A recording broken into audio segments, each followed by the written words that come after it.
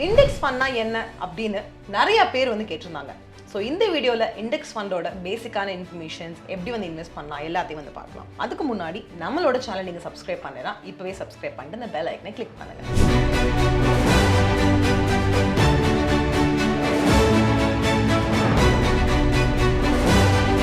Index ஃபண்ட்னா என்ன? Index fund அப்படின்றது type of mutual fund or ETF. இங்கேயும் நம்ம லம்சமாக இன்வெஸ்ட் பண்ணலாம், இல்லை SIP யூஸ் பண்ணி ஒரு ரெகுலர் இன்டர்வல்ஸ்லையும் வந்து இன்வெஸ்ட் பண்ணிக்கலாம்.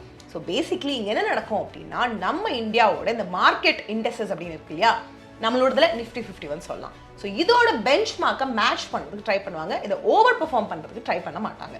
ஸோ பேசிக்லி இண்டெக்ஸ் ஃபண்ட் அப்படின்றது யாருக்கு சூட்டபுளாக இருக்கும் அப்படின்னா, நான் வந்து காசு இன்வெஸ்ட் பண்ணணும்னு நினைக்கிறேன், என்கிட்ட காசு வந்து இருக்குது, லாங் டேர்ம்க்கு இன்வெஸ்ட் பண்ணணும்னு நினைக்கிறேன், நான் பெரிய ரிசர்ச்லாம் பண்ணுறதுக்கும் அனலைஸ் பண்ணுறதுக்கும் எனக்கு வந்து டைம் இல்லை அப்படின்னா உங்களுக்கு இண்டெக்ஸ் வந்து பர்ஃபெக்டாக சூட்டபிள் ஆகும். ஸோ மியூச்சுவல் ஃபண்ட்ஸ் எடுத்துக்கிறப்போ ஃபண்ட் மேனேஜர் வந்து நிறைய வேலை பார்ப்பாங்க. ஏன்னா அவங்க காசை வந்து எந்த ஃபண்டில் இன்வெஸ்ட் பண்ணால் நமக்கு போதுமான அளவு ரிட்டர்ன்ஸ் வரும்னு பார்க்க மாட்டாங்க, எக்ஸ்ட்ரா ரிட்டர்ன்ஸ் வரும் அப்படின்றத வந்து பார்ப்பாங்க. ஸோ அங்கே வந்து எக்ஸ்பென்ஸ் ரேஷியோ ஜாஸ்தியாக இருக்கும். பட் அதுவே இண்டெக்ஸ் ஃபண்ட் அப்படின்னு எடுத்துக்கிறப்போ இங்கே Nifty 50 இருக்கு இல்லையா, ஸோ அதோட இந்த டாப் 50 கம்பெனிஸில் தான் வந்துட்டு இன்வெஸ்ட் ஆகும்.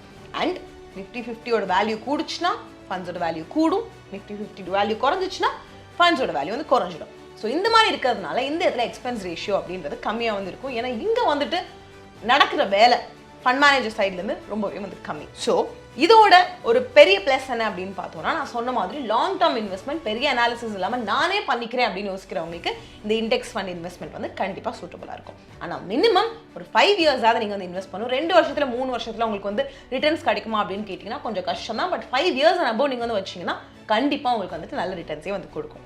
சரி, ஒரு நல்ல இண்டெக்ஸ் ஃபண்டை எப்படி செலக்ட் பண்ணுறது, என்னென்ன விஷயங்களை ஞாபகம் வச்சுக்கணும் சொல்கிறேன் பாருங்கள்.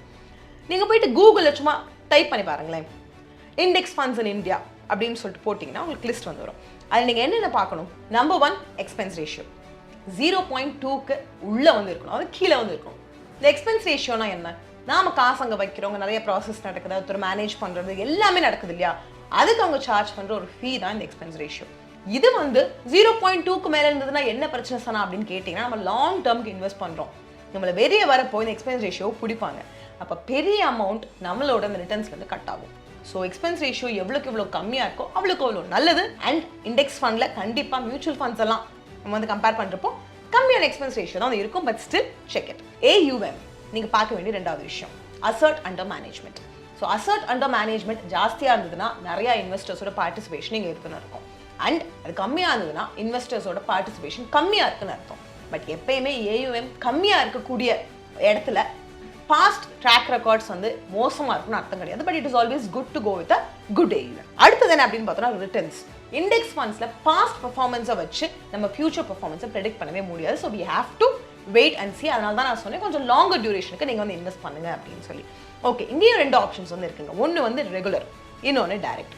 ரெகுலர் அப்படின்னு சொல்கிறப்போ ஃபண்ட் மேனேஜர் வந்து பார்த்துப்பாரு. ஆனால் பேசிக்லி இங்கே வந்து நமக்கு ஜாஸ்தியாக யோசிக்கணும், அனலைஸ் பண்ணணுன்ற அவசியம் கிடையாது. நான் ஆட்டோமேட்டிக்காக இந்த டாப் 50 கம்பெனிஸ்லாம் வந்து இன்வெஸ்ட் ஆக போது நம்ம போடுற காசு. அதனால இதை செலக்ட் பண்ணி நாம் வந்து ஃபீஸ் கொடுக்கறதுக்கு பதிலாக டைரக்ட் அப்படின்ற ஆப்ஷனை பார்த்தோம்னா நம்மளே வந்து மேனேஜ் பண்ணிக்கலாம். இந்த 2 ஆப்ஷன் வந்து இண்டெக்ஸ் ஃபண்ட்லையும் அவைலபிளாக இருக்குது அப்படின்னு தெரிஞ்சுக்கோங்க. ஓகே, இன்னொன்று க்ரோ அப்படின்ற ஆப்ஷன் அவைலபிளாக இருக்கான்னு பாருங்கள். க்ரோ அப்படின்னு சொல்கிறப்போ நமக்கு கிடைக்கக்கூடிய இந்த ரிட்டர்ன்ஸை ரீஇன்வெஸ்ட் பண்ணுறது. ஸோ நம்ம ரீஇன்வெஸ்ட் பண்ணிட்டே இருந்தோம்னா கண்டிப்பாக நமக்கு கிடைக்கக்கூடிய ரிட்டர்ன்ஸ் வந்து ஜாஸ்தியாக இருக்கும். ஸோ இந்த ஆப்ஷன் இருக்கா அப்படின்றதையும் நீங்கள் வந்து செக் பண்ணுங்கள். ஸோ இன்றைக்கி நான் வந்து உங்களுக்கு ப்ராக்டிக்கலாக காமிக்கல. ஸோ நான் வந்து என்னென்ன மாதிரி விஷயங்கள் நீங்கள் வந்து பார்க்கணும் அப்படின்னு தியரட்டிக்கலாக சொல்கிறேன். பட் இன் அப்கமிங் வீடியோஸ் நான் உங்களுக்கு கிளியராக காமிக்கிறேன் எப்படி நீங்கள் இண்டெக்ஸ் ஃபண்ட்ஸில் வந்து இன்வெஸ்ட் பண்ணலாம் அப்படின்னு சொல்லி. ஸோ நீங்கள் இன்வெஸ்ட் பண்ணுறப்போ அகேன் நான் சொன்னேன் இல்லையா, SIP இல்லை லம்சம் ரெண்டுமே வந்து இருக்கு, செலக்ட் பண்ணிக்கலாம். ஸோ SIP அப்படின்னு சொல்கிறப்போ வீக்லியா, மந்த்லியா, குவார்ட்டர்லியா, up to your interest. So இங்கே நீங்கள் என்ன பண்ணணும், எந்த ஆப்பில் இன்வெஸ்ட் பண்ணுறீங்களோ அந்த ஆப்பை செலக்ட் பண்ணிட்டு உள்ளே போயிட்டு உங்களுக்கு எந்த இண்டெக்ஸ் ஃபண்டில் இன்வெஸ்ட் பண்ணணுமோ அதை வந்து செலக்ட் பண்ணுங்கள். செலக்ட் பண்ண உடனே உங்கள் மினிமம் இன்வெஸ்ட்மெண்ட் என்ன அப்படின்றத காமிக்கும். அதுக்கு உங்களுக்கால அஃபோர்ட் பண்ண முடியுமா, அது உங்களுக்கு ப்ராப்பர் தானே அப்படின்னு பார்த்துக்கோங்க. அதுக்கப்புறம் எக்ஸிட் லோடு என்ன காமிக்குது அப்படின்னு பாருங்க. நார்மலி இங்கே 0 தான் இருக்கும். எக்ஸிட் லோட்னா நாம ஓகே முடிஞ்சு போச்சு, இனிமேல் நான் இன்வெஸ்ட் பண்ணல அப்படின்னு சொல்லி கட் பண்ணிட்டு எக்ஸிட் பண்ணுறோம், நம்மளோட ரிட்டர்ன் எல்லாத்தையும் எடுத்துக்கிறோம். நார்மலி பார்த்தோன்னா இண்டெக்ஸ் ஃபண்டில் 0 இருக்கும். But still you can have a check. And expense ratio நான் சொன்ன மாதிரி 0.2 கீழே வந்து இருக்கணும். அதோட ஜாஸ்தியாக இருந்ததுன்னா நம்ம ஜாஸ்தியான அமௌண்ட் இழைக்க வேண்டியதாக இருக்கும் அப்படின்னு ஞாபகம் வச்சுக்கோங்க. ஸோ நீங்கள் வந்துட்டு உங்களோட ஃபண்ட்ஸ் எங்கெங்கே அலோகேட் பண்ணியிருக்காங்க, எவ்வளோ அலோகேட் பண்ணியிருக்காங்க அப்படின்றத கூட வந்துட்டு பார்க்க முடியும். ஸோ இது வந்து லம்சம். நீங்கள் வந்து ஒரு அமௌண்ட் கையில் வந்திருக்கு, அந்த ஃபுல் அமௌண்ட்டை போய் ஒரு இடத்துல அப்படியே இன்வெஸ்ட் பண்ணணும்னு நினைக்கிறீங்க, இண்டெக்ஸ் ஃபண்டில் இன்வெஸ்ட் பண்ணணும்னு நினைக்கிறீங்கன்னா இந்த ப்ராசஸ் யூஸ் பண்ணால் நீங்கள் லம்சமாக இன்வெஸ்ட் பண்ணிக்கலாம். அடுத்தது பார்த்தோன்னா உங்களோட எஸ்ஐபி. ஸோ எஸ்ஐபி அப்படின்னு சொல்கிறப்போ உங்களோட இன்ஸ்டால்மெண்ட் அமௌண்ட் கேட்கும்.